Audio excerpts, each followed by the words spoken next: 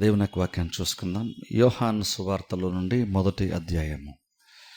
యోహాను సువార్తలో నుండి మొదటి అధ్యాయము 14వ వచనము నేను చదువుతాను, మీరు అందరూ కూడా బైబిల్లో ఫాలో అవ్వండి. యోహాను సువార్త మొదటి అధ్యాయము 14వ వచనము.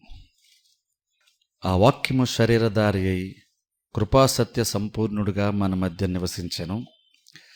తండ్రి వలన కలిగిన అద్వితీయ కుమారుని మహిమ వలె మనము ఆయన మహిమను కనుగొంటిమి. గత వారం నుంచి మనం కొత్త అంశాన్ని మనం చూసుకుంటున్నాం. అందులో యేసుక్రీస్తు గురించి మనము తెలుసుకోవడానికి మనం ప్రయత్నం చేస్తున్నాం. యేసుక్రీస్తుని మనము నమ్మినప్పటికీ, రక్షకునిగా అంగీకరించి రక్షణ పొందినప్పటికీ ఇంకా మనము తెలుసుకోవాల్సిన కార్యాలు ఆయన గురించి చాలానే ఉంటాయి. అందుకనే బైబిల్ ఒక చోట పౌలు అంటాడు, నేను నమ్మిన వాడిని ఎరుగుదును అన్న మాట పౌలు అంటాడు. ఇక్కడ చూడండి, నాకు తెలిసిన వాడిని నమ్మాను అనలేదు, నేను ఎవరినైతే నమ్మానో ఆయన నాకు తెలుసు అన్నాడు. ఇప్పుడు చూడండి, విశ్వాస జీవితం అనేటువంటిది ఎలా ఉంటుందంటే, కొన్ని విషయాలు మనం నమ్మకంతో స్టార్ట్ చేస్తాం. విశ్వాస జీవితం ఎలా ఉంటుందంటే, మనం ప్రతిదీ ముందుగానే తెలుసుకొని ఆ తర్వాత నిర్ణయం తీసుకోము. కానీ కొన్ని ఏం చేస్తామంటే, మనము నమ్మి విశ్వసించి దాన్ని అంగీకరించి అడుగు ముందుకేస్తాము. ఆ తర్వాత వెళ్తూ ఉండగా చాలా విషయాలు మనం ఏదైతే గతంలో నమ్మి ముందుకెళ్తున్నామో ఆ విషయాల తర్వాత మనం గ్రహించటానికి దేవుడు మనకు సహాయము చేస్తాడు. కొన్ని మనము నమ్మడానికి కొన్ని విషయాలు తెలుసుకోవాలి ఖచ్చితంగా. ఎందుకంటే వినుట వలన విశ్వాసము కలుగును, వినుట క్రీస్తుని గురించిన మాటల వలన కలుగును. కాబట్టి వాక్యం వినకుండా గుడ్డిగా నమ్మటం అంటే అసలు బైబిల్లో లేదు. నమ్మకం అంటే ఏంటంటే గుడ్డిగా నమ్మేసేది కాదు, నీకు అనిపించింది కాబట్టి మనం నమ్ముతామని కాదు. వాక్యం వినిన తర్వాత కొన్ని విషయాలు మనకు అర్థమైనట్టుగా అనిపించినాయి కాబట్టి మనం నమ్ముతున్నాం. కానీ ఆ తర్వాత ఏం చేస్తామంటే నమ్మి ముందుకెళ్తాం. వెళ్తుండగా ఏంటంటే మనకు ఫుల్ క్లారిటీ ముందే రాదు, కానీ ఎంతో కొంత అడుగు ముందుకేయడానికి అవసరమైనంత ప్రేరేపణ మనకు వస్తుంది. అప్పుడు రక్షణ పొందటమో లేదా మన విశ్వాస జీవితంలో ఒక అడుగు ముందుకేయడమో చేస్తాం. కానీ ప్రతిదీ ముందే మనకు తెలియదు. కానీ ఏమవుతుందంటే, అందుకని మనం చర్చకొచ్చినప్పుడు ఏం జరుగుతుందంటే, చాలా సందర్భాల్లో మనము ఏదైతే నమ్మి అడుగు ముందుకేసి ఆల్రెడీ ఒక స్థితిని దాటేసి నమ్మకం ద్వారా దాటేసి వచ్చామో, మనం దేన్ని దాటి వచ్చామో, మనం ఏదైతే నమ్మేమనుకున్నామో దాన్ని గూర్చినటువంటి అవగాహన, జ్ఞానము, అంటే రూఢిగా తెలుసుకోగలిగేటువంటి స్థితి తర్వాత దేవుడు మనకు కొన్నిసార్లు ఇస్తాడు. అందుకనే ప్రతిదీ ముందే తెలిసి ఆ తర్వాత అడిగేయము. కొన్ని ఏంటంటే దేవుణ్ణి బట్టి ఏం చేస్తామంటే, కొన్ని వాక్యం విన్నప్పుడు లేదా మన ఏంటంటే కొన్ని నమ్మి అడుగు ముందుకేస్తాం.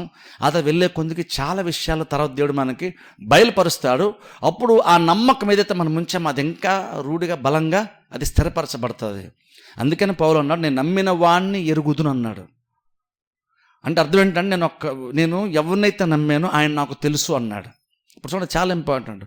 మనం అనుకుంటామంటే యేసుక్రీస్తు రక్షకుడు, యేసుక్రీస్తు దేవుడు, అది నమ్మాను, అంతమించి ఏం కావాలండి, నాకు ఆయన గురించి ఏం తెలియకపోయినా పర్లేదండి, ఆయన గురించి ఇలా చెప్పినా అలా చెప్పినా, లేదా కొంతమంది అలా చెప్తారు, కొంతమంది ఇలా చెప్తారు, నాకు వాటితో సంబంధమే లేదు, నేను జస్ట్ దేవుని ఆల్రెడీ నమ్మేశాను, ఆ నమ్మకంతో నేను ముందుకు వెళ్ళిపోతాను అని పోసి కొంతమంది చెప్పినప్పుడు మనకేంటంటే, ఇన్ని రకాలైన బోధలు, రకరకాల వాటిని రకరకాల విషయాలు రకరకాలుగా బోధించేటువంటి వాళ్ళని మనం ఈ రోజుల్లో మనం చూస్తున్నాడు. ఏమనుకుంటామంటే, కొంతమంది చాలామంది చాలా రకాలు బోధిస్తారంటే ఏది కరెక్టో ఏది తప్పో మనకు తెలియదు. నేను అవేం పట్టించుకొని పెద్దగా, నేను మాత్రం దేవుని నమ్మాను, ఆ నమ్మకంతో ముందుకు వెళ్ళిపోతాను అంటారు. జస్ట్ నమ్మావు, ఆ నమ్మకం సరిపోద్ది అనుకుంటే బైబిల్ ఎంత పెద్ద బైబిల్ దేవుడు రాసి మనకు ఇవ్వాల్సిన అవసరం లేదు. ఆ యేసుక్రీస్తుని గురించినటువంటి క్లారిటీ ఇవ్వడానికి అపోస్తలులు వీళ్ళందరూ కూడా, శిష్యులు వీళ్ళందరూ కూడా ఇంతలాగా ప్రయాసపడి పత్రికలు రాయాల్సిన అవసరం లేదు, సువార్తలు రాయాల్సిన అవసరం లేదు.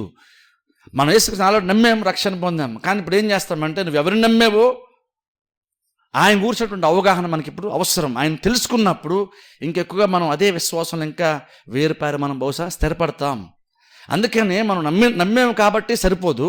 నమ్మిన తర్వాత నువ్వు ఎవరిని నమ్మేవో, ఎవరిని విశ్వాసం ఉంచాను అనుకున్నావు, ఎవరిని అనుసరిస్తాను అనుకున్నావో, ఆయన ఎలాంటోడో కూడా తెలుసుకోవడం చాలా చాలా ప్రాముఖ్యం. అందుకనే వాక్య బోధ అందుకని చాలా చాలా ప్రాముఖ్యం అవుతుంది. అందుకని సంఘం అంత ప్రాముఖ్యము అవుతుంది. అందుకని మనం యేసుక్రీస్తు నమ్మాం, మనకి యేసుక్రీస్తు నమ్మటంలో మనకి ఎటువంటి డౌట్ లేదు.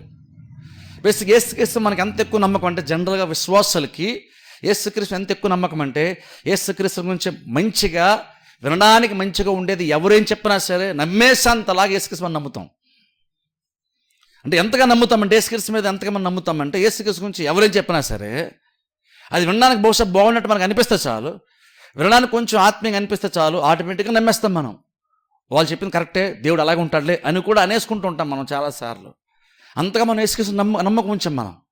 ఆ నమ్మకం మంచిదే, కానీ మనం ఏం చేయాలంటే నమ్మకం ఉంచావు కానీ నువ్వు నమ్మిన తర్వాత కొంతకాలంకైనా సరే నువ్వు ఎవరినైతే నమ్మేనని చెప్పుకున్నావో నమ్మినటువంటి వాడిని తెలుసుకోవడం చాలా చాలా ప్రాముఖ్యం. అందుకనే కదా పౌలు వీళ్ళందరూ కూడా, అపోస్తలులు వీళ్ళందరూ కూడా ఇన్ని రకాల పత్రికలు స్వార్థలు రాసి ఇంత ప్రయాసపడి అబద్ధ బోధ గురించి వాళ్ళు అంతలా ఫైట్ చేశారు ఆ రోజుల్లోనే. అబద్ధ బోధ అంతలా ఎందుకు ఫైట్ చేశారంటే అబద్ధ బోధ అంటే కేవలం ఏదో ఒక తప్పుడు రకమైనటువంటి బోధ అని కాదు అది. ఎందుకంటే బోధలో బేసిక్గా ఏముంటుంది అంటే మన దేవుని కూర్చున్నటువంటి బోధ ఉంటుంది. బోధ అనేటువంటిది ఏంటంటే నువ్వేం చేయాలి నేనేం చేయాలి ఇది కాదు బోధ. బేసిక్గా బైబిల్ బోధ ఎలా ఉంటుంది అంటే అందులో మనం చేసిన కార్యాలకు ఉన్నప్పుడు కూడా ఇంకొక దేవుడు ఎలా అంటాడో అర్థం చేసుకున్న దాన్ని బట్టి మనం కొన్ని కార్యాలు చేస్తుంటాం. స్కాలర్లు చూసినప్పుడు ప్రతి బోధ కొంచెం అటు ఇటుగానో కొంచెం డైరెక్ట్గానో ఇండైరెక్ట్గానో దేవుని గురించే ఉంటుంది బోధ. మనం ఒక గంట ప్రసంగం వినంటే ఆ గంట ప్రసంగంలో ఎక్కువ శాతం బోధే ఉండాలి, ఎగ్జాంపుల్స్ కాదు, జస్ట్ ఉపమానాలు, వేరే వేరే భౌతికమైన ఎగ్జాంపుల్స్, ఇంకేవో సరదా జోకులు కాదు.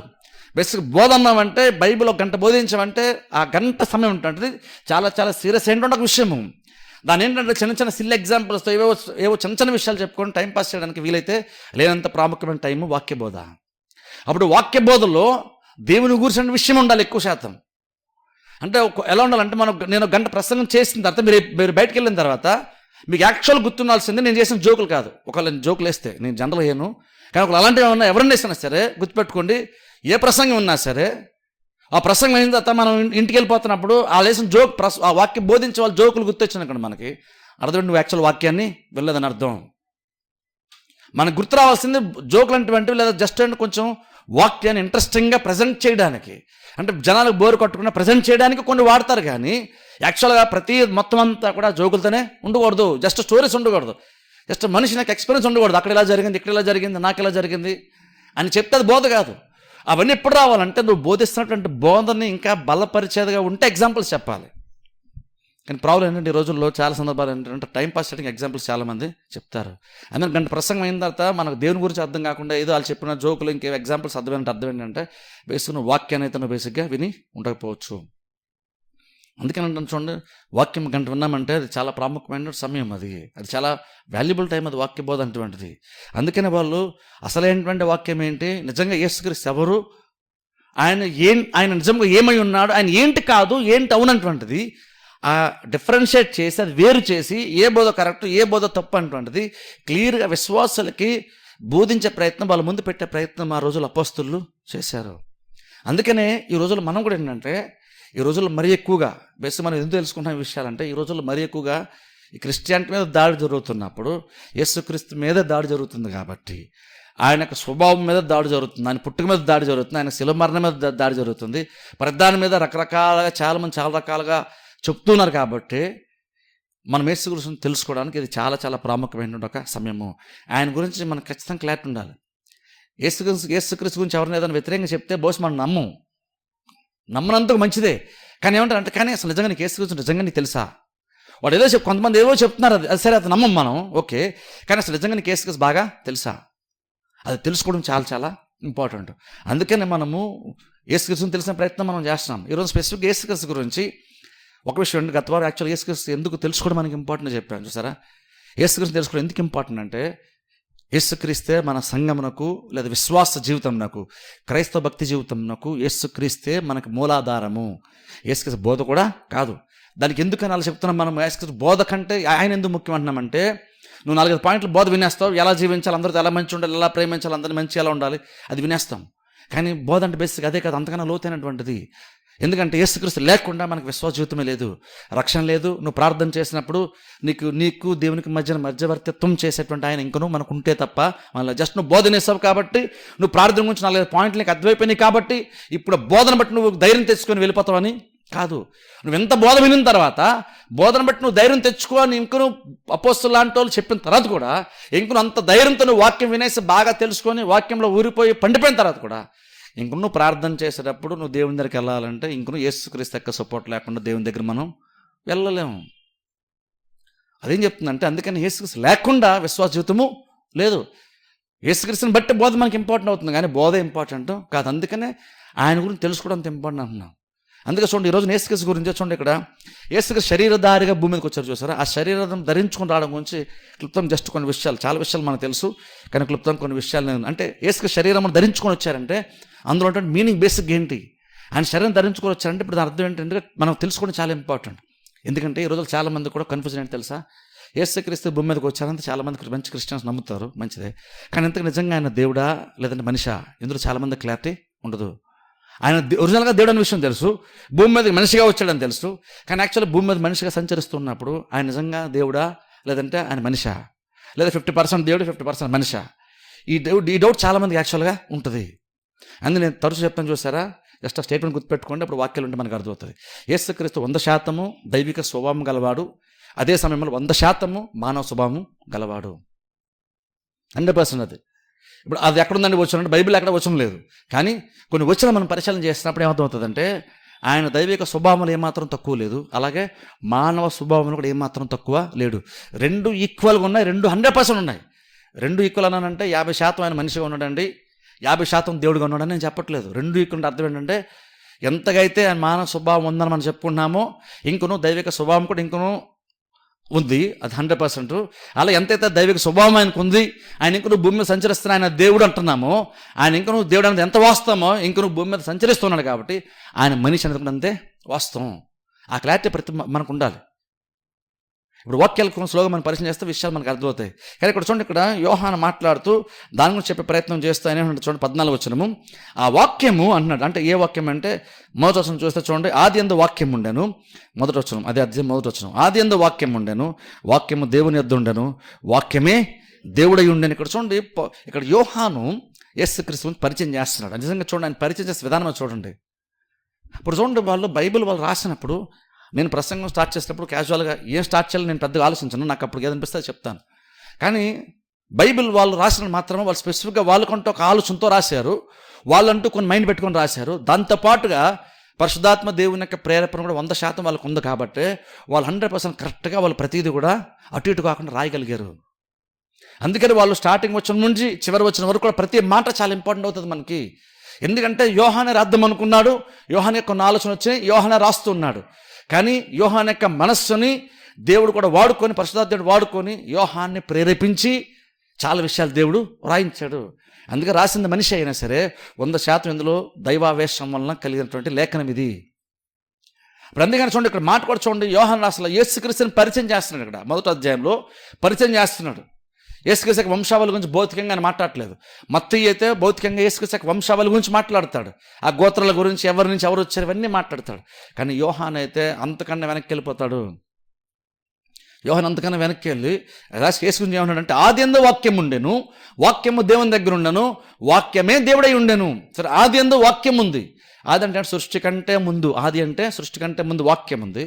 వాక్యము దేవుని దగ్గర ఉన్నాడు, వాక్యం దేవుని దగ్గర ఉన్నాడు కాబట్టి వాక్యం వేరు దేవుడు వేరు అని కాదు, వాక్యమే దేవుడై ఉండను. చూడండి ఆ మాట ఎంత మంచి మాట యోహాను రాశాడు. ఆది యందు వాక్యం ఉండేనంటే ఓకే, ఆయన ఎప్పటి నుంచి ఉన్నాడు అనుకోవచ్చు. వాక్యము దేవుని దగ్గర ఉన్నాడు, దేవునితో పాటు యేసుక్రీస్తు ఉన్నాడు అనుకుంటాం. కానీ యేసుక్రీస్తు కూడా దేవునితో పాటు ఉన్నాడు అంటే మనం ఏమనుకుంటామంటే యేసుక్రీస్తు దేవుని కంటే కొంచెం తక్కువ, ఎందుకంటే కుమారుడు కదా అనుకుంటాం. కానీ యోహాను ఏం ప్రూవ్ చేస్తుంటే అక్కడ ఆది యందు వాక్యం ఉండను అంటే నిన్న మొన్న 2000 సంవత్సరాల క్రితం భూమి మీదకి వచ్చినటువంటి ఆయన కాదు, ఆయన డిసెంబర్ 20వ తారీఖున పుట్టాడని కాదు, 2000 సంవత్సరాల క్రితం వచ్చినటువంటి వ్యక్తి కాదు, ఆయన ఇంతకు ముందు నుంచే ఆదిలోనే ఉన్నటువంటి ఆయన అని చెప్పే ప్రయత్నం చేస్తున్నాడు.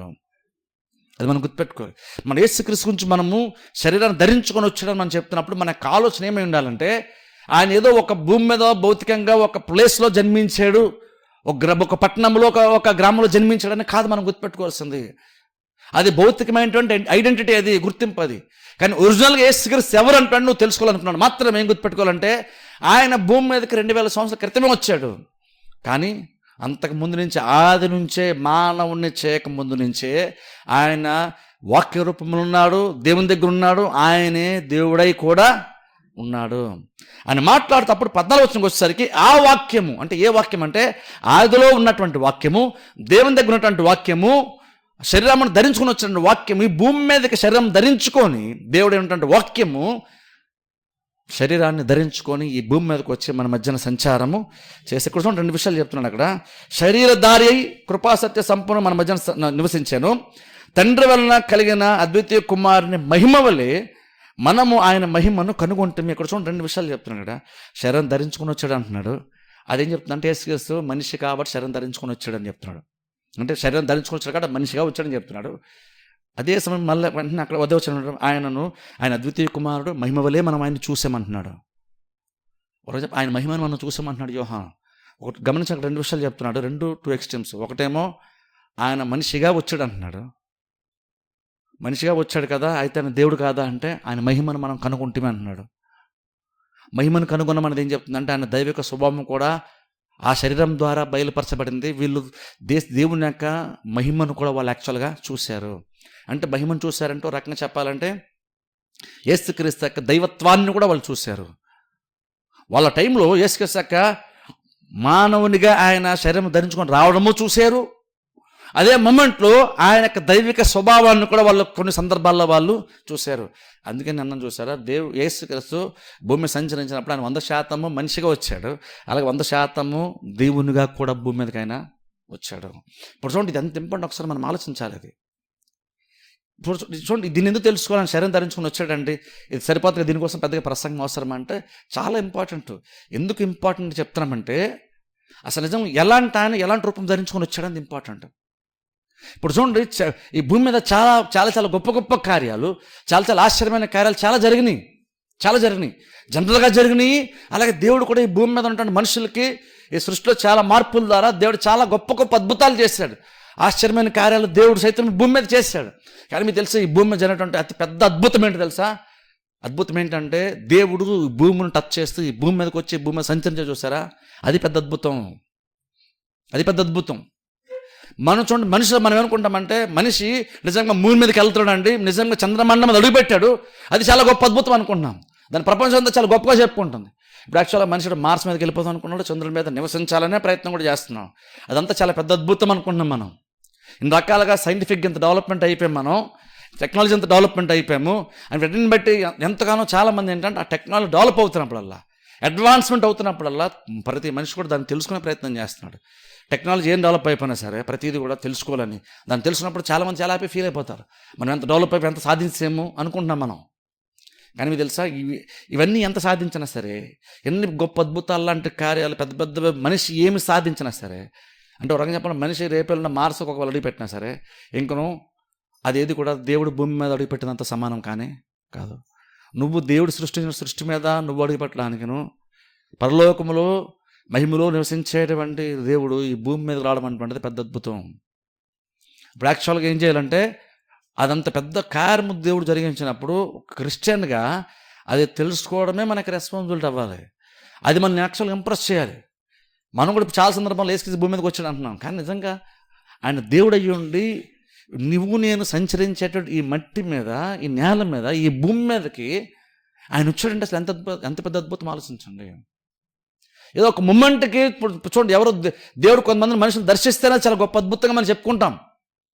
ఈవెన్ ఇంకా చెప్పుకుంటే మనం దేవుడు ఎప్పటికైనా సరే బహుశా మనం ఇక్కడ ఉన్నప్పుడు 2-3 కూడుంటే అక్కడ దేవుడు ఉంటున్నాడు కాబట్టి అది కూడా చాలా పెద్ద అద్భుతం మనం ఫీల్ అవుతాం. అదే పెద్ద భాగ్యంలా ఫీల్ అవుతాం. ఈవెన్ కీర్తనలు కూడా చాలామంది కూడా అలా రాశారు, నీ సన్నిధిని ఎప్పుడు వెళ్తాను అని. ఇలా చాలా రకాలుగా దేవుని యొక్క సన్నిధి కొరకు, దేవుని కొరకు వాళ్ళు ఎంతగానో ఆశపడడం బైబిల్ మనం చూస్తాం.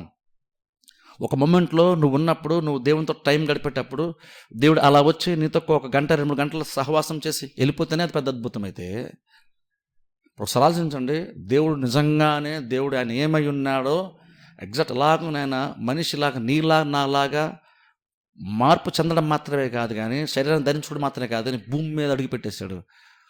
మనం సంచరించేటట్టు భూమి మీద కానీ వచ్చాడు. అప్పుడు ఆలోచించండి, ఈ కార్యం ఎంత ఇంపార్టెంట్ అవ్వాలి మనకి. అందుకని క్రిస్మస్ చాలా ఇంపార్టెంట్ అవుతుంది. క్రిస్మస్ కొంతమందికి సెలబ్రేట్ చేసుకోవాలంటే ఆయన ఎప్పుడు పుట్టాడో మనకు తెలియదండి, అందుకే చేసుకో అంటారు. నేను అంటాను, అంతకన్నా పెద్ద కార్యం దేవుడు అసలు ఏమైనా చేశాడా? దేవుడు శరీరం ధరించుకొని నీకులాగా నాకులాగా వచ్చాడటువంటి అంత పెద్ద గొప్ప విషయాన్ని నువ్వు సింపుల్ డేట్ తెలియదని ఏదో సిల్లీ విషయాలతో మనం అది జరుపుకోవడం మానేస్తారంటే చాలా సిల్లీ అంటాను నేనైతే. అప్పుడు నేనేంకేమంటానంటే అప్పుడు నిజంగా దేవుడు మనిషిగా శరీరం ధరించుకుని రాడు అంటది ఎంత గొప్ప కార్యం నీకు ఇంకా అర్థమే కాలేదు. జనరల్ లోకం ఏం చేస్తుంది, మనిషి భూమి నేల చంద్రుడి మీద అడుగు పెడితేనే గొప్పగా ఫీల్ అయిపోతున్నాం. అది ప్రపంచం అంతా దాని గురించి డిస్కషన్ చేసుకుంటున్నారు. అక్కడ అడుగు పెట్టినప్పుడు అది ఎలా ఫీల్ అయ్యారో, అక్కడ చంద్రమండలం ఎలా ఉంది, ఇవన్నీ రకరకాలుగా చాలామంది చాలా తెలిసే ప్రయత్నం చేస్తున్నారు. అప్పుడు ఒక మనిషి అడుగు పెడితేనే అక్కడ ఎలా ఉంది, ఎలా ఫీల్ అయ్యాడు, అక్కడ వాతావరణం ఎలా ఉంది, ఇవన్నీ తెలిసే ప్రయత్నం చేస్తుంటే అప్పుడు దేవుడు భూమి మీదకి వచ్చాడన్న విషయము క్రిస్టియన్స్కి అర్థమైనప్పుడు అసలు నిజంగా ఎందుకు వచ్చి ఉంటాడు, ఆయన భూమి మీదకి మనిషిగా వచ్చాడంటే ఎలా వచ్చి ఉంటాడు, మనిషిగా అంటే ఏ విధంగా మనిషిగా వచ్చాడు, ఇది తెలుసుకోవాలని ఆశ విశ్వాసాలుగా మనకు బేసిక్గా ఉండాలి. ఎందుకంటే అంత పెద్ద కార్యం, అంత పెద్ద ఈవెంట్ అది. అలాంటిది ఎప్పుడు జరగలేదు. దేవుడు కూడా చాలా కార్యం చేశాడు ఇజ్రాయెల్ ప్రజల జీవితాల్లో కానీ మన జీవితాల్లో కానీ చాలా చేశాడు. కానీ ఏది కూడా దాంతో సమానము కాదు. ఎందుకంటే దేవుడు ఎక్కడ, మనుషులమ్మ మనం ఎక్కడ, అందుట్లో పడిపోయినటువంటి పాప స్వభావంతో మనుషులంగా మనం ఎక్కడ, 100% దైవిక స్వభావంతో ఉండి అతి పరిశుద్ధమైనటువంటి దేవుడు, అన్ని రకాలుగా అన్ని విషయాలు ఉన్నతమైనటువంటి దేవుడు, అద్వితీయుడైనటువంటి దేవుడు లేదా దేవుని కుమారుడు, ఆయన ఎక్కడ యాక్చువల్గా చెప్పుకుంటే. కానీ ఆయన నీకులాగా నాకులాగా నా మనస్థితిలోనికి వచ్చేసి భూమి మీదకి వచ్చి సంచారము మన మధ్యన చేశాడట. అప్పుడు ఏమవ్వాలంటే అప్పుడు ఆ శరీరం ధరించుకుని వచ్చినటువంటి ఆ కార్యం మీద అవుతుందో అది క్రిస్టియన్ చాలా చాలా ఇంపార్టెంట్ అవ్వాలి. అందుకనే యోహాను కూడా దాన్ని రాస్తున్నాడు, దాన్ని తెలియపరిచే ప్రయత్నం చేస్తున్నాడు. ఆ యోహాను ఏమన్నాడంటే ఆ దేవుడు భూమి మీదకి వచ్చాడని అనట్లేదు, ఆయన శరీరధారి అన్నట్టు. చూసారా, ఆ స్పెసిఫిక్గా బోర్డు యోహాను వాడాడు. దేవుడు భూమి మీదకి వచ్చాడండి అంటలేదు, 2000 సంవత్సరాల క్రితం దేవుడు భూమి మీదకి వచ్చాడు అని చెప్పట్లేదు ఇక్కడ, అలా అంటలేదు యోహాను. యాక్చువల్గా ఏమన్నాడంటే దేవుడు అద్వితీయ దేవుడు, ఒకప్పుడు వాక్య రూపంలో ఉన్నటువంటి దేవుడు, దేవుని దగ్గర ఉన్నటువంటి ఆయన, దేవుడై ఉన్నటువంటి ఆయన ఒక మూమెంట్లో ఆయన ఏం చేశాడంటే ఇంత ముందు నుంచి ఉన్నటువంటి ఆయన ఓ టైం వస్తే ఏం చేశాడంటే శరీరాన్ని ధరించుకొని భూమి మీదకి ఆయన మనలాగా వచ్చాడు. మనం ఆయన చూసాము, ఆయన మహిమను మనం చూసాం, కనుగొంటాం కదా అన్నాడు. అంటే అర్థం ఏంటంటే ఇక్కడ యోహాను కూడా ఏం చెప్తున్నాడంటే యేసు క్రీస్తు శరీరమును ధరించుకుని వచ్చాడని చెప్తున్నాడు. ఇప్పుడు చూడండి, అందుకని అది చాలా ఇంపార్టెంట్. శరీరాన్ని ధరించుకుని రావడం చాలా ఇంపార్టెంట్. ఎందుకంటే నేను లాస్ట్ టైం చెప్పిన చూస్తారా, దీని మీద కూడా చాలా చాలా డిబేట్లు జరుగుతాయి, దీని మీద కూడా చాలా చాలా రకాలైన బోధలు ఉంటాయి, చాలా చాలా బోధలు. కానీ మన యాక్చువల్ మనం ఏం గుర్తుపెట్టుకోవాలి, నిజంగా యేసు క్రీస్తు శరీరం ధరించుకుని భూమి మీదకి వచ్చాడంటే ఏ విధంగా వచ్చి ఉంటాడో మనం తెలుసుకోవడం చాలా ఇంపార్టెంట్. ఒకసారి చూద్దాం. చూడండి, తిమోతికి రాసినటువంటి మొదటి పత్రికలోకి వెళ్దాం ఒకసారి. తిమోతికి రాసినటువంటి మొదటి పత్రిక 3వ అధ్యాయము. తిమోతికి రాసిన మొదటి పత్రిక 3వ అధ్యాయము ఒక లైన్ చదువుతాను. చూడండి, 16వ వచనములో ఒక లైన్ చదువుతాను. ఇక్కడ చూడండి, గొప్ప మర్మం గురించి అని ఇక్కడ పౌలు తిమోతికి రాసి చెప్తున్నాడు. 1 తిమోతి 3వ అధ్యాయము 16వ వచనం చదువుతాను. నిరాక్షేపముగా దైవభక్తిని గూర్చిన మర్మము గొప్పదై ఉన్నది, ఆయన సశరీరుడగా ప్రత్యక్షమయ్యను. అంటే ఇక్కడ చూడండి, ఇక్కడ శరీరుడుగా నన్ను చెప్తాను, అంటే శరీరం ధరించుకొని ఆయన ప్రత్యక్షమయ్యని బైబిల్ మనం చూస్తాం. ఇక్కడ చూడండి, దాని ముందు ఏమన్నాడంటే 16వ వచనం ఫస్ట్ లైన్లో నిరాక్షేపముగా దైవభక్తిని గూర్చిన మర్మము గొప్పది. ఇక్కడ చూడండి, ఇక్కడ కొన్ని బేసిక్గా క్రిస్టియన్ ఎసెన్స్ అంటే క్రిస్టియానిటీలో ఉన్నటువంటి సారాంశం ఏంటో కొన్ని విషయాలు అక్కడ పౌలు మాట్లాడుతున్నాడు. అందులో మారుతూ క్రీస్తు శరీరం ధరించుకుని వచ్చాడని చెప్తున్నాడు, ఆయన నీతిపరుడని చెప్తున్నాడు, దేవదూతలు కనబడని చెప్తున్నాడు, రక్షకుడని చెప్తున్నాడు, లోకమందు నమ్మబడాను, ఆరోహణుడే తేజమయుడు అయిన విషయం చెప్తున్నాడు.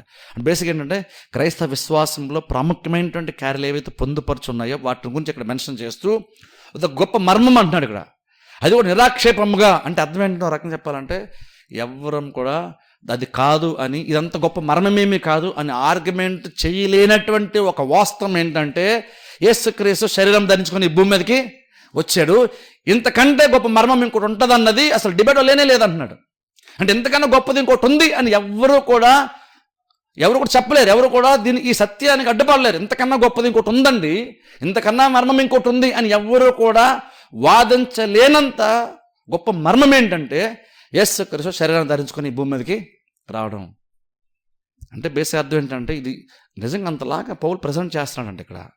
అంటే పౌలు యేసుకు శరీరం ధరించుకుని రావడం అంటుంది ఎంత గొప్ప మర్మం అంటే పౌలు అంటున్నాడు, అది ఎంత గొప్ప మర్మం అంటే ఎవ్వరు కూడా ఇది పెద్ద మర్మమేమీ కాదు అని ఎవ్వరు కూడా అనలేరు, అంత గొప్ప మర్మం ఇది అంటున్నాడు.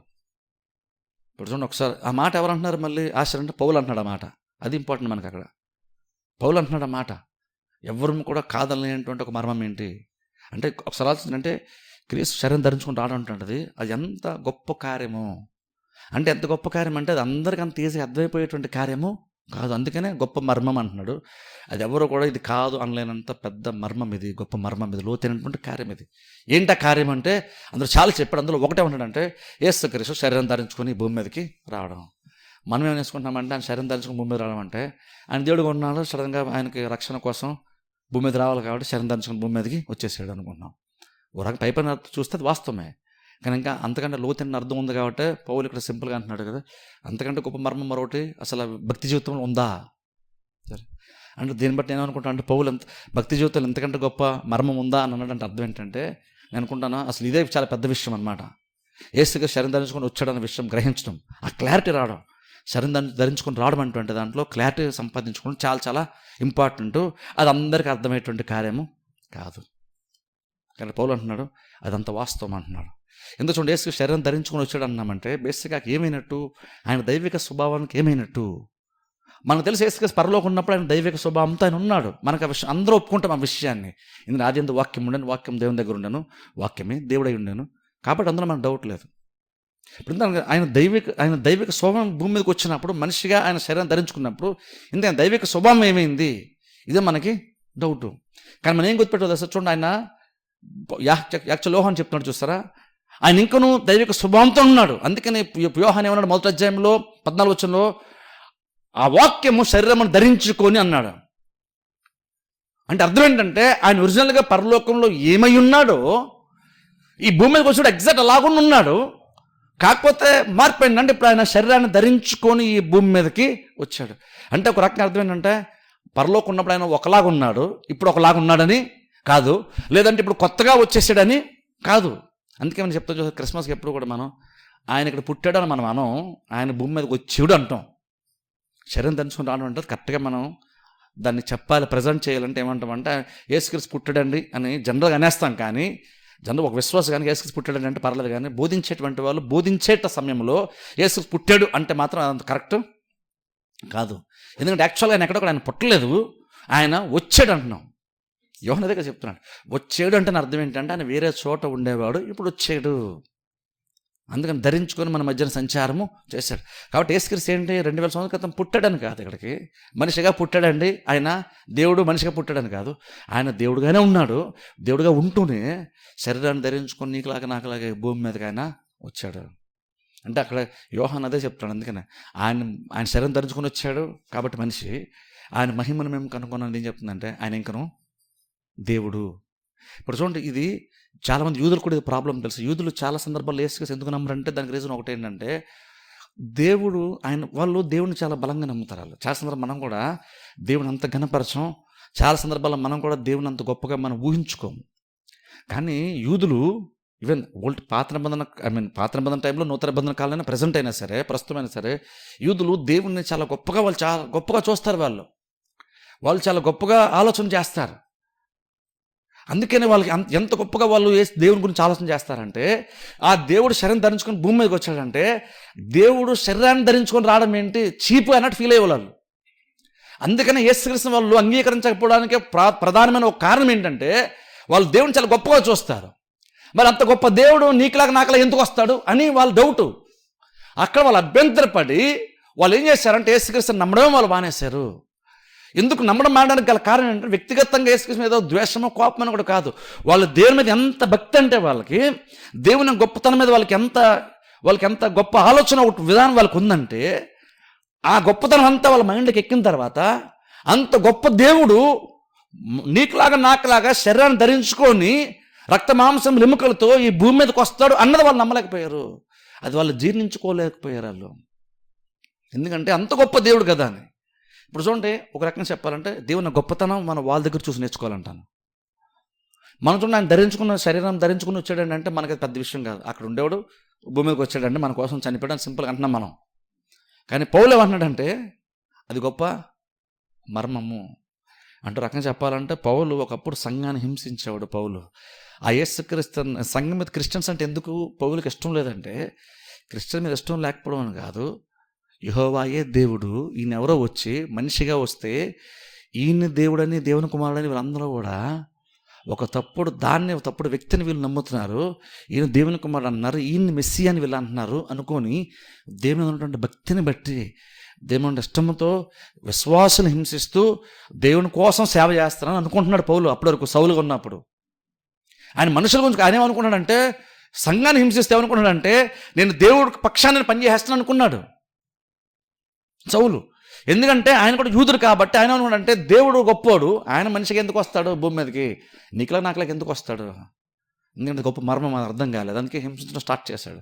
కానీ ఒక టైం వచ్చిన క్రీస్తు దర్శించిన తర్వాత, దమస్కుని దర్శించిన తర్వాత ఇప్పుడు అర్థం చేస్తున్నా, ఇప్పుడు అంటున్నాడు అసలు ఆయన భూమి మీద రావడం అంటే గొప్ప మర్మం అంటాడు. ఇప్పుడు ఒక రకంగా చెప్పండి, ఒకప్పుడు నేను ఈ మర్మం నాకు అర్థం కాక నేను అందరూ హింసించాను, యేసుకి నమ్మిన వాళ్ళందరూ హింసించాను, నాకు అర్థం కాలేదు. వీళ్ళందరూ ఎందుకు ఆయన కోసం ఎందుకు హింసలు పొందుతున్నాను నాకు అర్థం కాలేదు, ఆయన కోసం ఎందుకు ఎంతలా శ్రమలు పడతాను నాకు అర్థం కాలేదు. కానీ ఇప్పుడు నాకు అర్థమైంది, ఆయనే దేవుడు శరీరం ధరించుకుని వచ్చాడు. అది పెద్ద మర్మము, అది పెద్ద అద్భుతము, దాన్ని ఎవ్వరం కూడా కాదన్నాం. ఇప్పుడు దానికోసం సౌలు పౌలుగా మారిన తర్వాత దానికోసం నిలబడుతున్నాడు. ఆ మర్మం అని చెప్పే ప్రయత్నం పౌలు చేశాడు. అందుకని చూడండి, యూదులు ఎందుకని అంతగా వ్యతిరేకించారు యేసుక్రీస్తు అంటే ఒక కారణం ఏంటంటే, దేవుడు అంత గొప్పవాడు అయ్యి ఉండే మనిషికి ఎందుకు వస్తాడులే, అసలు వాళ్ళు ఊహకు అది అందలేదు. అది మనం అనుకుంటామంటే వాళ్ళంతా దుర్మార్గులు అంటే మేము చాలా ఈజీగా నమ్మేసాం, యేసుక్రీస్తు శరీరం ధరించుకుని వచ్చి మేము నమ్మేసాం అనుకుంటున్నాం. నేనంటాను వాళ్ళు మనలో ఒక చిన్న లోపం ఉంది. ఒకటేంటంటే వాళ్ళు దేవుని గొప్పతనం అర్థమైంది, కానీ ఆయన ఎందుకు శరీరం ధరించుకుని వచ్చి వాళ్ళకి అర్థం కాలేదు. మనకేమో ఆయన శరీరం ధరించి వచ్చిన విషయం అర్థమైంది, కానీ ఆయన ఎంతో గొప్ప స్థితిలో ఉండేవాడు మనలాగా వచ్చాడు మనకు అర్థం కాలేదు. దేని నుండి ఎంత స్థాయి నుంచి ఆయన మనలాగా వచ్చాడో మనకు అర్థం కాలేదు. అందుకని ఆయన శరీరం ధరించుకొని రావడానికి మనం ఎప్రిషియేట్ చేయం. క్రిస్మస్ పెద్దగా మనకు అంత ఇంపార్టెంట్గా మనకేమీ అనిపించదు. క్రిస్మస్ ఎంత ఇంపార్టెంట్ అంటే, ఇంటి సున్నాలు వేసుకోవాలి, కొత్త బట్టలు కొనుక్కోవాలి, ఆ రోజు కొత్త బట్టలు చర్చికి వెళ్ళాలి, ఇంట్లో బిర్యానీ వండుకోవాలి. మనకు అంతవరకే అది ఇంపార్టెంట్. అది అందుకోసం మనకి ఇంపార్టెంట్ చాలా సందర్భాల్లో. ఇది చెప్పడం కొంచెం బాధే, కానీ అంతవరకు మన క్రిస్టియన్స్ చాలా మందికి అంతవరకు ఇంపార్టెంట్ క్రిస్మస్ అనేటువంటిది. అదేమి లేకుండా కూడా అనుకోను, క్రిస్మస్ అనేది చాలా ఇంపార్టెంట్ విషయం చాలా మంది క్రిస్టియన్స్కి అర్థమే కాదు. చాలా మంది క్రిస్టియన్స్కి ఆ రోజు ఇంట్లో బిర్యానీ లేకపోతే అది క్రిస్మస్ అనిపించదు, కొత్త బట్టలు కొనుక్కోపోతే అది క్రిస్మస్ అని అనిపించదు. ఇదేమి లేకపోతే, ఈ పిండి వంటలు ఇంటి సున్నలు ఇవేమి లేకపోతే కొత్తదనమే ఉండదు వాళ్ళకి. ఎందుకు కొత్తదనం ఉండదు అంటే, ఇది ఎంత గొప్ప మర్మమో మనకు అర్థము కాలేదు కాబట్టి అది ఓకేనండి. కానీ ఇవన్నీ లేకపోతే క్రిస్మస్ డల్గా ఉంటుంది అంటాం మనం. ఎందుకంటే మనకి శరీరం ధరించుకొని రావడం అనేటువంటిది ఎంత గొప్ప వ్యక్తి, ఎంత గొప్ప వ్యక్తిత్వం కలిగినటువంటి ఆయన ఎంత గొప్ప స్థితి నుండి మనిషిగా వచ్చాడంటే మనకు అర్థము కాలేదు. అందుకే మనకి అది పెద్ద మర్మం కూడా మనకు కాదు. అందుకే మనం దాన్ని పెద్దగా మెచ్చుకోలేం, అది మనం పెద్దగా మనం అప్రిషియేట్ చేయదు. ఏదో వచ్చాడు నమ్మేము ఓకే అనుకుంటున్నాం మనం. కానీ ఆయన ఎంత గొప్ప స్థితిలో మనిషిగా వచ్చాడంటువంటిది నువ్వు యూదుల దగ్గర నేర్చుకోవాలి. ఆయన ఎంత గొప్పడై ఉండొచ్చాడంటువంటిది ఆ గొప్పతనం దృష్టితో వాళ్ళు చూస్తున్నప్పుడు, యేసుక్రీస్తు దేవుని కుమారుడు మనిషిగా వస్తాడంటే వాళ్ళు నమ్మలేకపోయారు. ఎందుకంటే అంత గొప్ప దేవుడు మనిషిలాగా ఎందుకు వస్తాడు, అంత తక్కువగా దేవుడు ఎందుకు బిహేవ్ చేస్తాడు, మనిషిలాగా ఎందుకు వస్తాడు, భూమి మీదకి ఎందుకు వస్తాడంటే భూమి మీదకి ఎందుకు వస్తాడు అసలు ఆయన, అది వాళ్ళ ఆలోచన. ఎందుకు నమ్మడానికి ఎందుకు మీకు ప్రాబ్లం అంటే, దేవుడు కదండి, దేవుడు ఎందుకు వస్తాడంటే భూమి మీదకి మనిషిలాగా అన్నది వాళ్ళు. ఇది అలా వాళ్ళు గొప్పతనం వాళ్ళు అర్థం చేస్తున్నారు, కానీ ఆయన త్యాగాన్ని వాళ్ళు అర్థం చేసుకోలేదు. మనం ఆయన త్యాగాన్ని అర్థం చేసుకున్నా కానీ ఆయన గొప్పతనం మనం అర్థం చేసుకోలేదు. అందుకని ఏంటంటే మనకు కూడా ఇది పెద్ద మర్మంలాగా అనిపిస్తుంది. మనం ఇంకొక యేసుక్రీస్తు నమ్మాం, కానీ మనకు కూడా పెద్ద మర్మంలాగా ఇది యాక్చువల్గా లేదు. కానీ మనం గుర్తుపెట్టుకోవాలి, ఇలా శరీరం ధరించుకుని రావడం అనేది చాలా చాలా గొప్ప కార్యము. ఆయన నిజంగా శరీరం ధరించుకొని వచ్చాడు, నిజంగా శరీరం ధరించుకొని వచ్చాడు. అందుకే చాలాసార్లు చెప్పని చూస్తాను నేను. ఇంకనూ ఆయన నిద్ర వేసింది, నిద్రపోవాలనిపించింది, శిష్యులందరూ మెలుకున్నారు, ఆయన నిద్రపోయాడు. చాలా సందర్భాలు ఆయనకి అలసట అనిపించింది, నిజంగా అలసట అనిపించింది. చాలా సందర్భాలు నిజంగా ఆయనకు ఆకలి అనిపించింది. ఎంతగా ఆయనకు ఆకలేసింది అంటే, సాతానుడు వచ్చి రొట్టెలు కూడా ఎరగ వేసి ఆయన ప్రేలను చూసి అంతలాగా ఆకలేస్తుంది ఆయనకి. అంటే అదేం చెప్తుందంటే నిజంగానే ఆయన 100% మనిషిగా భూమి మీదకి వచ్చాడు. ఇప్పుడు అది చాలా గొప్ప విషయమే. ఎందుకంటే మహిమ స్వరూపమైనటువంటి ఆయన, మహిమ కలిగినటువంటి ఆయన నీకులాగా నాకులాగా వచ్చాడు. దేవుడు అయ్యి ఉండి కూడా ఇంకను మనిషిలాగా నీకులా నాకులాగా దాహం వేసేంత అల్పమైనటువంటి స్థితిలోనికి యేసుక్రీస్తు వచ్చేసాడు. ఈ శరీరం ధరించుకు వచ్చేటువంటిది నమ్మడం అంత ఇంపార్టెంట్. అందుకని ఇక్కడ పౌలు అంటున్నాడు, ఆయన శరీరధారిగా వచ్చాడటువంటిది తెలుసుకోవడము అది గొప్ప మర్మము అంటున్నాడు. గత వారం కూడా చెప్పని చూస్తారు, ఎవరైతే యేసు శరీరంలో వచ్చాడని నమ్మరో వారందరూ అబద్ధ బోధకులు, వరిటాత్మతో వాళ్ళు బోధిస్తున్నారు, మీరు అర్థం చేసుకోండి అబద్ధ బోధకులు అని చెప్పేసి బైబిల్ యోహాను మాట్లాడడం గత వారం మనం చూసాం. ఎందుకు అంత ఇంపార్టెంట్? శరీరం ధరించుకుని వచ్చాడని అంత ఇంపార్టెంట్. యేసు వచ్చాడండి నేను నమ్మాను సరిపోదు అది అంటే అపోస్తలు అడగండి, అది సరిపోదు. యేసుక్రీస్తు భూమి మీదకి వచ్చాడంటే సరిపోదు, ఆయన ఎలా వచ్చాడు నువ్వు నమ్ముతున్నావా, అది ఇంపార్టెంట్. అక్కడ ఆయన వచ్చాడని దిష్యు కాదు, ఇక్కడ ఆయన ఎలా వచ్చాడు నమ్ముతున్నావా అని దిష్యు. ఈరోజు మనకి బోధించేటువంటి వాళ్ళకి కానీ వాక్యం వినే మనకు కానీ అదంత పెద్ద ఇంపార్టెంట్ కాదు. కానీ అపోస్తల కాలం వాళ్ళకి చాలా ఇంపార్టెంట్ అయింది. యేసుక్రీస్తు వచ్చాడు నమ్ముతున్నాడంటే కాదు, ఇంతకు వెంటనే పౌలు లాంటి వాళ్ళు అయితే, పేతురు లాంటి అయితే ఎంతగా ఆయన వచ్చాడని నమ్ముతున్నావు, కరెక్ట్, ఎంతగా ఆయన ఎలా వచ్చాడు నువ్వు నమ్ముతున్నావు, ఆయన ఎలా ఉన్నాడు, ఎలా తిరిగాడు నమ్ముతున్నావు. వాళ్ళు అడిగి మరీ తెలిసిన ప్రయత్నం వాళ్ళు చేస్తారు. ఎందుకంటే ఆయన రావడం అంత ఇంపార్టెంట్ అవుతుంది. అందుకని ఆయన శరీరం ధరించుకుని వచ్చాడు నమ్మడం చాలా ఇంపార్టెంట్. మనలాగా వచ్చేసాడంటే మనలాగా మనిషిలాగా కనబడ్డాడని కాదు. చూడండి బైబిల్లో ఒక మాట చూద్దాం చూడండి ఒకసారి. ఫిలిప్పులు రాసిన పత్రికలో మాట చూద్దాం చూడండి. కొంచెం మిస్లీడింగ్ అనిపించిన మాట ఒకటి ఉంది, దాన్ని ఎక్స్ప్లెయిన్ చేస్తాను. ఫిలిప్పులకు రాసినటువంటి పత్రిక 2వ అధ్యాయము. ఫిలిప్పులకు రాసిన పత్రిక 2వ అధ్యాయము. ఫిలిప్పులు రాసిన పత్రిక 2వ అధ్యాయము 5వ వచనం నుండి చదువుతాను. లేదంటే అదంతా వద్దులేండి, మనకు టైం సరిపోదు. జస్ట్ 8వ వచనం మాత్రం చదువుతాను చూడండి. ఫిలిప్పులకు రాసినటువంటి పత్రిక 2వ అధ్యాయము 8వ వచనం మాత్రం చదువుతాను చూడండి. 8వ వచనం. మరియు ఆయన ఆకారమందు మనుషుడిగా కనబడి మరణము పొందినంతగా, అనగా శిలువ మరణం పొందినంతగా విధేయత చూపిన వాడే తను తాను తగ్గించుకునేను. అక్కడ 8వ వచనం ఫస్ట్ లైన్ ఉంది చూడండి. ఆయన ఆకారమందు మనుష్యుడుగా కనబడి అన్నది. ఇప్పుడు అది ప్రాబ్లం. యాక్చువల్ నేనే ఒక ఆయన ప్రసంగం చేస్తూ ఇదే వచ్చిన ప్రసంగం నేను విన్నా చాలా కాలం క్రితం. ఆయన మనిషిగా ఆకారం మనిషిలా కనబడ్డాడు, కానీ యాక్చువల్గా ఆయన మనిషి కాదన్నాడు ఆయన. ఎందుకంటే బైబిల్ ఏముందంటే ఆకారం మనుషులా కనబడ్డి అని ఉంది కాబట్టి ఆయన జస్ట్ కనబడ్డాడు, కానీ నిజంగా మనిషి అయితే కాదని దేవుడు అన్నాడు. ఇప్పుడు ఉన్నాను నిజమే కదా యేసు ప్రభు మనిషి ఏంటి, ఆయన దేవుడు కదా అని మనం అంటాం.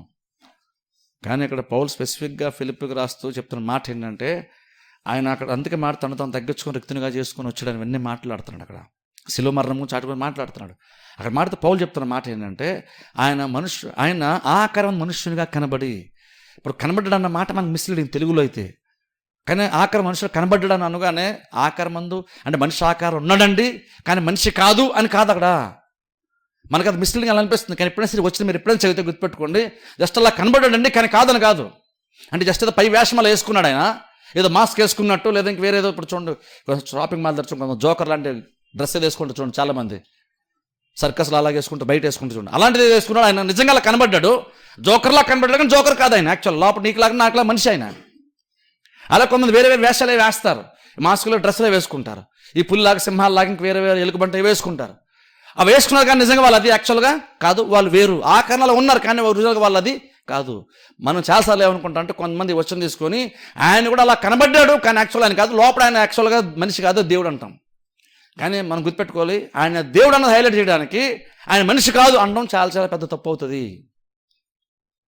మనుషులు కనబడ్డాడంటే ఊరిని ఆకారం మంది ఉన్నాడని కాదు, అంటే దైవిక స్వభావాన్ని ఆయన ఇంకనూ కలిగి ఉన్నాడు, జస్ట్ పైన ధరించడని కాదు, ఇంకనూ ఆయన దైవిక స్వభావంతోనే 100% ఆయన ఉన్నాడు. ఆయన దాంతోనే భూమికి వచ్చాడు, అందుకనే అద్భుతాలు చేశాడు. అందుకనే యోహాను సువార్త మనం చూస్తే యేసుక్రీస్తు ఫిలిప్ అడుగుతాడు ఒక టైంలో, యేసుక్రీస్తుని అడుగుతాడు, తండ్రిని మాకు కనపరుచువా అని యేసుక్రీస్తుని అడిగినప్పుడు యేసు అంటారు, ఫిలిప్ ఇంతకాలము నువ్వు నాతో పాటు ఉన్నావు కదా, మీరు అందరూ నాతో ఉన్నారు కదా, ఇంక నువ్వు మీకు తండ్రి ఎవరు నన్ను చూపించమని అడుగుతున్నావు ఏంటి, మీరు నన్ను చూస్తే మీరు తండ్రిని చూసినట్టే కదా అన్నారు.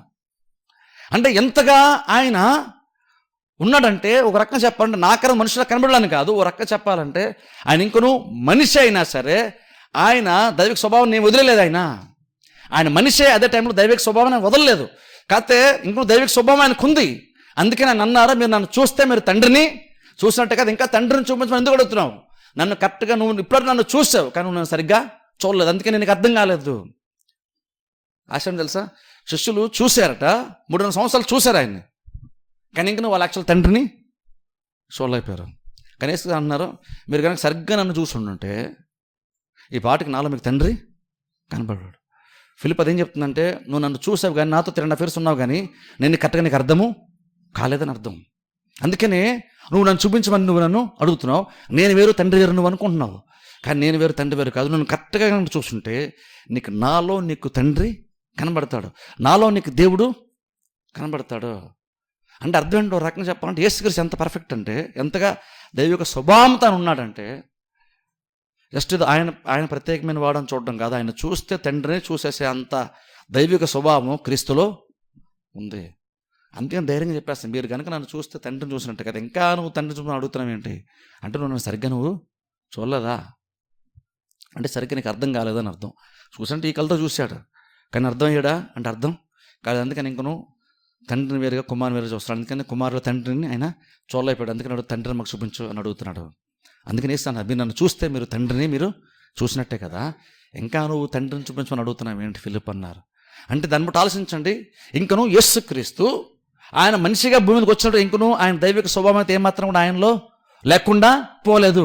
దాన్ని వదిలేసి వచ్చేసాడని కూడా కాదు. ఇక్కడ కొన్నిసార్లు విడిచిపెట్టుకున్న భాగ్యం అని ఎంచుకోలేదని బైబిల్ మనం చూస్తున్నప్పుడు ఏమనుకుంటామంటే ఆ మొత్తం ఆయన వదిలేశాడు అనుకుంటాం. ఆ మొత్తం ఆయన ఏమీ వదిలేదు. అందుకని కదా యోహాను సువార్తలో ఫస్ట్లో చదివి చూసారా, ఆయన ఇంకొన శరీరం ధరించుకుని వచ్చాడు, కానీ ఇంకొన మేము మహిమను కనుగొంటిమి. అంటే అర్థం ఏంటంటే ఇంకను ఆయన దీన్ని ధరించుకున్నాడు కాబట్టి దాన్ని వదిలేశాడనేమి కాదు. ఇంకొక కొంచెం క్లియర్ చెప్పాలంటే ఆయన ఇంకను దేవుడే, కానీ మనుషులకి తన్ను తాను బయలుపరిచిన విధానంలో మార్పు వచ్చిందంతే. ఇది క్లియర్ కరెక్ట్ స్టేట్మెంట్ ఇది.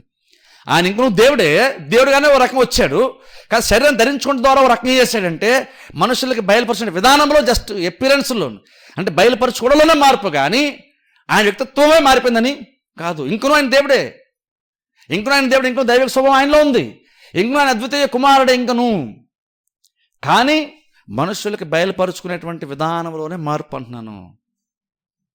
అంటే ఎందుకని శరీరం ధరించుకుని వచ్చాడంటే ఇప్పుడు శరీరం ధరించుకుని వచ్చాడు కాబట్టి ఇప్పుడు ఆయన చూస్తే మన తండ్రి అర్థమవుతాడు, ఆయన చూస్తే మనం దేవుడిని చూడొచ్చు, ఆయన చూసినప్పుడు దేవుడు ఎలా అంటాడో మనకు అర్థమవుతుంది.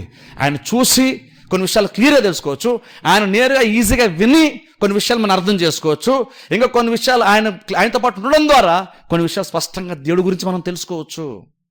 అంటే రకంగా చెప్పాలి, ఎందుకంటే దేవుడే స్వయంగా వస్తే చాలా సందర్భాల్లో మనుషులకు అర్థము కాదు.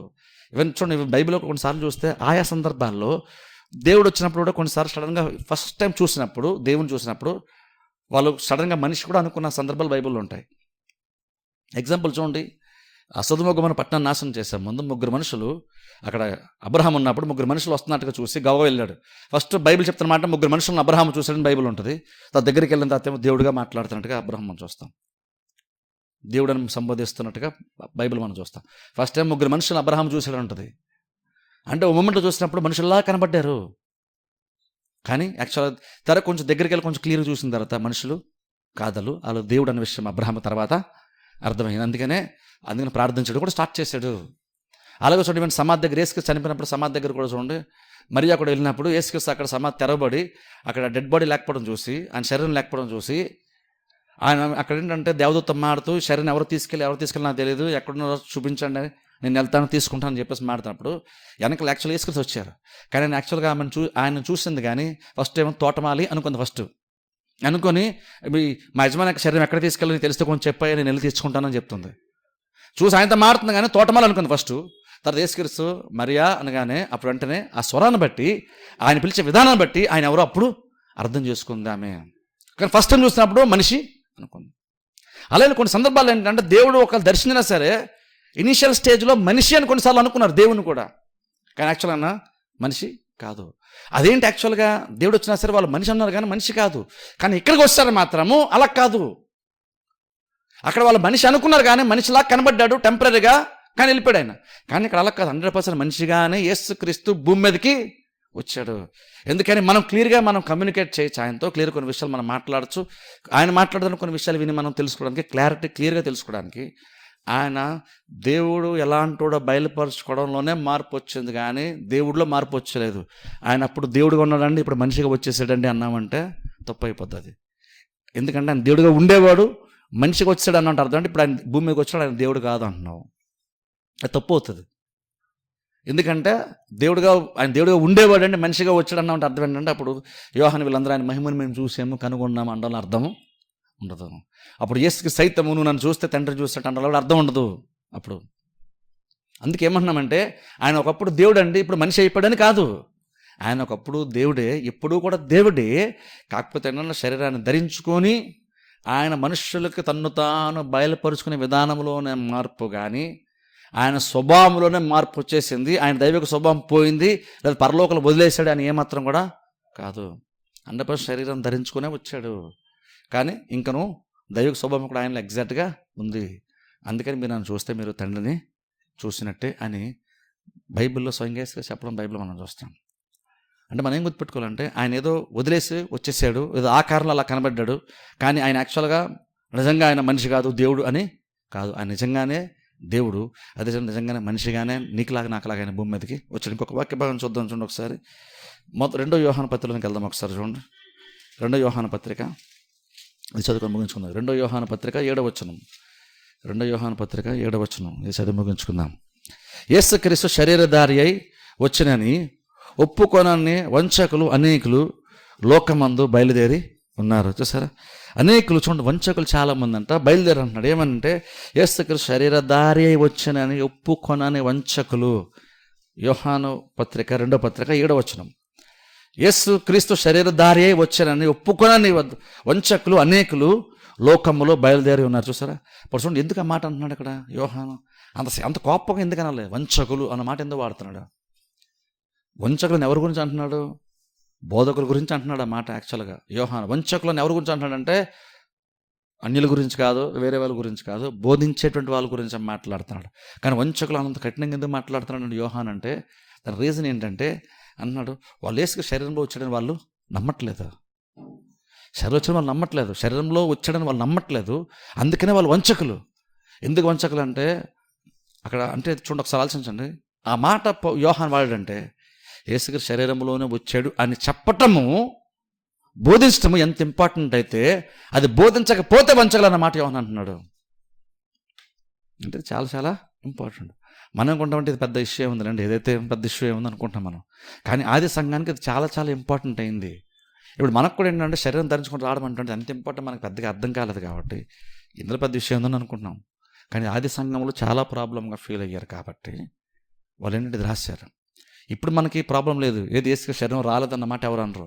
కానీ చాలామందికి ఏంటంటే యేసు శరీరంలో వచ్చాడన్న విషయం నమ్మే విషయంలో, తెలుసుకునే విషయంలో చాలామంది చాలా విషయాలు అర్థం కూడా కావు.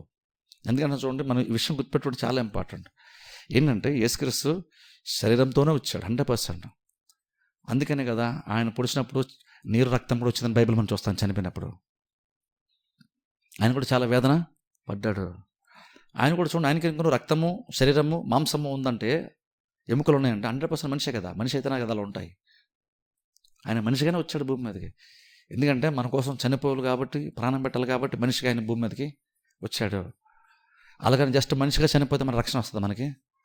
ఆయన మనిషిగా చనిపోతే రక్షణ రాదు కదా. దేవుడిగా చనిపోతే రక్షణ మనకు వస్తుంది. దైవ స్వభావంతో చనిపోతేనే కదా దేవుడిని సాటిస్ఫై చేయగలుగుతాడు.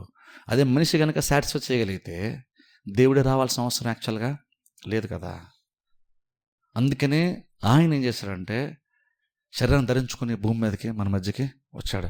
ఎందుకంటే చూడండి, అందుకని దాన్ని అర్థం చేసుకోవడం, ఆ శరీరం ధరించుకుని వచ్చిన కార్యం మనకి అంత ఇంపార్టెంట్ అవ్వాలంటాను.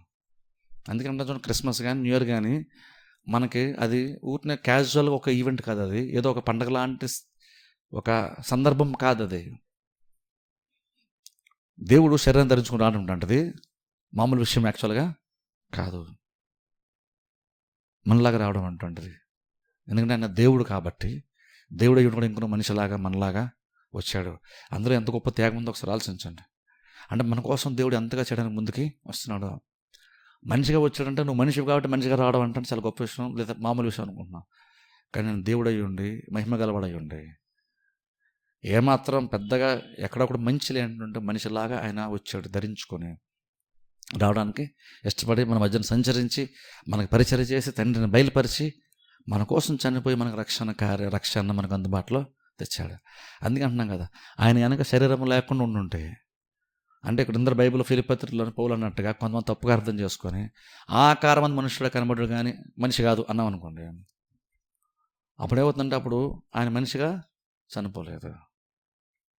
ఇప్పుడు అర్థం ఏంటంటే అప్పుడు యాక్చువల్గా మనకు ఒక రకంగా రక్షణే లేదు. ఎందుకంటే మనిషి కాదు, మనిషిగా చనిపోలేదు కాబట్టి రక్తం చిందించబడలేదు. మనిషి అయితే రక్తం ఉంటుంది, ఆయన మనిషిగా చనిపోతే రక్తం చిందించబడలేదు, శరీరం నలగొట్టబడలేదు. అదేమీ లేకపోతే మనకు రక్షణ యాక్చువల్గా లేదు. అందుకనే బైబిల్లో యోహాను పౌలు అందరూ కూడా ఆయన శరీరంలో వచ్చాడన్న విషయాన్ని చాలా బలంగా చెప్పే ప్రయత్నం వాళ్ళ రోజున చేశారు. అందుకని చూడండి, మనకు కూడా క్లారిటీ ఉంది. మనం నమ్మేం, యేసుక్రీస్తుని నమ్మాము, కానీ మనం ఏం తెలుసుకోవాలంటే ఆయన దైవిక స్వభావం ఎంత ఎక్కువ, ఒరిజినల్గా ఆయన దైవిక స్వభావం ఎంత ఉందో, అలాగే మనిషిగా నువ్వు మనిషి అనడానికి ఎంత మానవ స్వభావం మనలో ఉందో 100% ఎగ్జాక్ట్ అదంతా కూడా క్రీస్తులో కూడా ఉంది. ఒక మనిషిగా నువ్వు వింటూ ఎగ్జాక్ట్గా 100% అది ఆయనలో కూడా ఉంది. అదే సమయంలో ఆయన దేవుడుగా ఏముండాలో అది కూడా ఆయనలో ఉంది. అందుకని ఆయన వచ్చాడు, అందుకనే మనలాగా భరించాడు, మనలాగా చనిపోయాడు. ఆయన దేవుడు, ఇంక నువ్వు దేవుడు కాబట్టే కదా ఆయనలో కూడా మహిమను భక్తులు చూశారు. అందుకని చాలామంది నమ్మారు. అందుకనే కదా ఆయన అద్భుతాలు కూడా చేయగలిగాడు. దైవ స్వభావాన్ని పక్కన పెట్టేస్తాను, అద్భుతాలు ఎలా చేస్తాడు? నేల మీద ఎలాగున్నా నడుస్తాడు, అద్భుతకార్యాలు ఎలా చేస్తాడు ఆయన? అవన్నీ చేశాడని ఏం చెప్తుందంటే ఆయన ఇంకను దేవుడే. అందుకని యోహాను అన్నాడు, ఆదియందు వాక్యం ఉండను, వాక్యం దేవుని దగ్గర ఉన్న వాక్యమే దేవుడే అండాను. ఆ వాక్యము శరీరధారి మన మధ్యన సంచారము చేశాడు. వాక్యము శరీరం ధరించుకుని మన మధ్యన సంచారం చేశాడు. 100% నిజంగానే ఆయన శరీరం ధరించుకుని మన మధ్యకు వచ్చాడు. అందుకనే పౌలున్నది గొప్ప మర్మము. అది ఎవరో కూడా అది కాదనేటువంటి ఒక వాస్తవం, నిరాక్షేపముగా అంత పెద్ద సత్యము మనకు క్యాజువల్ అయిపోయింది. ఎందుకంటే మనకు అది అర్థం కాక, అందులో ఉన్నటువంటి విషయాలు మనకు అర్థం కాక శరీరం ధరించుకుని రావడం చాలా క్యాజువల్ అయిపోయింది. కానీ అది చాలా గొప్ప కార్యము. ఇప్పుడు అర్థం చేసుకున్నప్పుడు నిజంగా యేసు భూమి మీద రావడం ఉంటుంది చాలా గొప్ప కార్యం అని మనకి ఇప్పుడు వాక్యం ద్వారా అర్థమైనప్పుడు ఆ సందర్భం ఏదైతే మనం జ్ఞాపకం చేసుకున్నాం అప్పుడు ఇంకెక్కువ కృతజ్ఞతలు మనం దేవునికి చెప్పొచ్చు. దాని డెప్త్ ఏంటో, దాని ఇంటెన్సిటీ ఏంటో, దాని వెయిట్ ఏంటో ఇప్పుడు అర్థమైంది మనకి. అలా అర్థమైనప్పుడు నిజంగా దేవుడు మన కోసం అంత చేశాడా, ఇంతలా మన కోసం వచ్చాడు అర్థమైనప్పుడు ఇప్పుడు ఇంకెక్కువ దేవుని మనం స్తుతించగలుగుతాం, దేవునికి ఎక్కువ కృతజ్ఞత మనం చెప్పగలుగుతాం. ఎందుకంటే ఆయన దేవుడై ఉండి అచ్చం నీలాంటి స్వభావం, నాలాంటి స్వభావంతో వచ్చాడు. చాలాసార్లు మనిషిగా మనం పుట్టిన తర్వాత కూడా మనకి చాలా సందర్భంలో ఈ స్వభావం మనకే చాలా అసహ్యం వేస్తుంది. మనకు కొన్ని వీక్నెస్ వచ్చినప్పుడు, కొన్ని రోగాలు వచ్చినప్పుడు మనకే చాలా చాలా కనిపిస్తుంది. మనకే పద్దాకి బాడీలో ఏంటి వీక్నెసెస్ ఏంటి, బలహీనతలు ఏంటి అని కొన్నిసార్లు మనకి బాధలు ఇబ్బందులు బట్టి కొన్నిసార్లు మనకే చాలా చిరాకు అనిపిస్తుంది. కానీ మీకు తెలుసా, మనకి ఇదే స్వభావం, బెస్ట్ స్వభావం మనది ఇదే. ఎందుకంటే ఈ సృష్టి అంతట్లో మన చుట్టూ ఉన్నటువంటి వాటిని చూస్తున్నప్పుడు మనిషి కంటే శ్రేష్టమైన జీవి ప్రపంచంలో ఈ భూమి మీద లేడు. మనమే శ్రేష్టమైన జీవులము ఈ భూమి మీద. కానీ కొన్ని సందర్భాల్లో ఈ స్వభావం మనకే నచ్చదు. చాలా సందర్భాల్లో మనుషులం కదా అంటుంటాం మనమే. భోంచేయాలని ఏం చేస్తాం, మనుషులం కదా ఆకలి వేస్తుంది భోంచేయాలి, మనుషులం కదా కష్టాలు వస్తాయి భరించాలి అని మనుషులం కదా అని కొన్నిసార్లు మనమే ఈ మానవ స్వభావం తక్కువగా మనమే మాట్లాడుతుంటాం మనుషులమైంది. కానీ ఇంకను మనమే తక్కువగా మాట్లాడి ఇదే స్వభావంతో దేవుడు అయ్యుండు కూడా మనలాగా ఆయన భూమి మీదకి వచ్చాడు. అప్పుడు ఆలోచించండి, ఇది ఎంత గొప్ప బలమైనటువంటి కార్యం ఇది. మనకే చాలాసార్లు నచ్చలేదు, కానీ ఆయన అలాగన వచ్చాడు. ఇది చాలా గొప్ప అద్భుతం అంటాను నేను. అందుకే నెక్స్ట్ టైం దీని గురించి ఆలోచించేటప్పుడు గుర్తుపెట్టుకోవాలి, ఎలాంటి ఆయన భూమి మీదకి వచ్చాడు. క్రిస్మస్లోనూ గుడ్ ఫ్రైడే అదే మనం గుర్తుపెట్టుకోవాలి, ఎలాంటి ఆయన భూమి మీదకి మనిషిగా వచ్చాడు.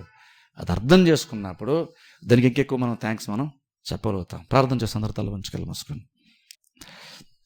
మమ్మల్ని మిక్కిలిగా ప్రేమిస్తూ మా పరమ తండ్రి, పరిశుద్ధ దేవ, నీ పరిశుద్ధమైన శ్రేష్ఠ నామం నాకు వందనములు స్తోత్రాలు చెల్లిస్తున్నాం ప్రభా.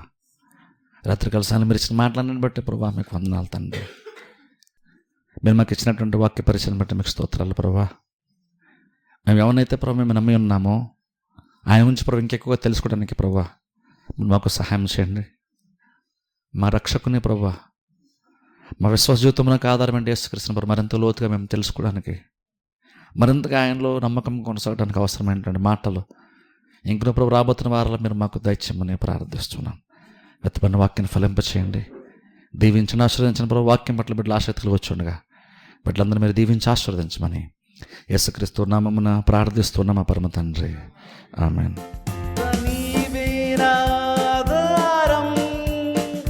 నీ ప్రేమకు